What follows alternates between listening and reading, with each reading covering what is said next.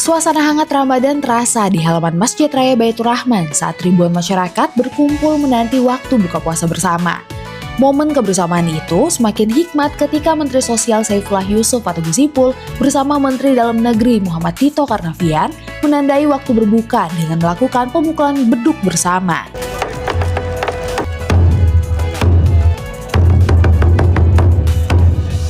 Kehadiran kedua menteri ini terus menambah semarak buka puasa bersama yang digelar pemerintah Aceh dalam rangka penutupan Aceh Ramadan Festival sekaligus peringatan Malam Nuzulul Quran. Sejak sore hari, halaman masjid kebanggaan masyarakat Aceh itu telah dipenuhi warga yang datang untuk mengikuti acara buka bersama. Pemerintah Aceh menyiapkan sekitar 5.000 porsi makanan untuk masyarakat yang hadir. Mensos Saifullah Yusuf juga mengatakan, momentum buka puasa bersama seperti ini menjadi ruang kebersamaan yang mempererat hubungan antar pemerintah dan masyarakat. Acara ini juga dihadiri Gubernur Aceh Muzakir Manaf beserta jajarannya. Gubernur menyampaikan bahwa tradisi buka puasa bersama di Masjid Raya Baitur Rahman setiap malam 17 Ramadan telah lama menjadi bagian dari budaya religius masyarakat Aceh.